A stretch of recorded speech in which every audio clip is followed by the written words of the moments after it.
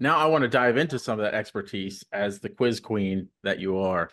We do a secret question on every one of these. And the secret question for you is, what is the secret to using questions and quizzes to attract and retain those ideal clients? So I think the secret is really you've got to know your ideal client super well because you really Mm, need to understand their 3 a.m. question. That question that they wake up with, in the middle of the night and say, I just wish, or how am I going to, or holy, holy moly, how am I going to do mm, this? What is that? What is that, deep desire in their own words, right? Like what is that? What do they wake up with and immediately say? Because I can guarantee you, my clients, they don't wake up thinking, how can I, optimize my quiz funnel? Right? No one wakes up at 3 a.m. like me. I wake up at 3 a.m. wondering that. But mm, I think me and one other person in the world might actually use those words. Uh, but, my clients wake up thinking, how can I get, more people into my programs? How can I get more clients? How can I, increase my impact? How can I make sure that the people that are looking for me can find me. So understanding that 3 a.m. question in their own language is like the first thing that every entrepreneur needs, not just for client attraction, but also for client retention. And if you can really kind of hone in on that and start helping to answer that question, you'll make sure that your ideal clients are coming to you, and that you're having the conversations that you need to have to get the right people into your services, into your courses, into your programs, whatever it is that you're offering. So the other thing is to make sure that you niche down. And I know that mm. don't roll your eyes. I know that you've all heard it. I know that some of you are, like, oh my gosh, but my stuff is good for everyone. That's great. But who do you want to work with? Because you don't want to work with everyone. There's probably people that annoy you, or you don't work well with, or you don't fit with.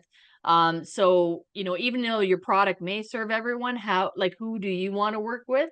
What do they look like? And get as niche down as possible, because that's just going to help you really understand that 3 a.m. question.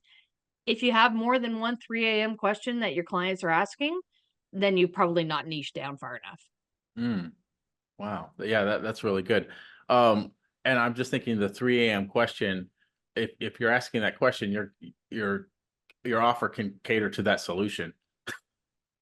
You're offering, yeah, well, yeah. I mean, basically, you want to be start again. You want to um, put that 3 a.m. question into a quiz format and then start answering it. Like Hmm. start taking your clients on a little bit of a journey, a little bit of story of, here's the problem you have, here's the solution I have.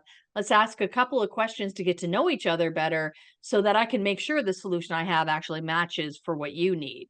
Because I think of what a lot of entrepreneurs have been doing, and um is kind of following this transactional model of, Mm, you have a problem, I have a solution, give me your credit card, and we're off to the races. And it's like, well, wait a minute. That's like proposing marriage on the first date. hmm, We haven't gotten to know each other yet. You don't know enough about me to give me a solution yet. Right. So, like, hmm. who are you to give me a solution when you haven't asked me any questions? You don't know enough about my business. You don't know enough about my journey to know where you can plug in best. And I think that as we move from a transactional paradigm into more of a relationship paradigm, people that ask questions first and take time to get to know their ideal clients and their qualified leads better, are going to do better in business in general than those people that are just trying to run the transactions, because that's kind of going away, I think. Yeah, yeah. I'm sure a lot of the audience can relate to just checking out their DMs Mm, for those type of messages. yeah, yeah. It is going away, Like, but it's still out there, unfortunately.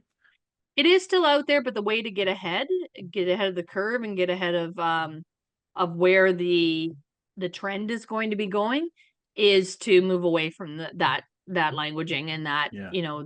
that instantaneous, give me your credit card now and we can solve all the world's Mm, problems. Like, people are wise to that, yep. and they don't believe it, and they kind of want to have a bit more of a relationship before they dive in.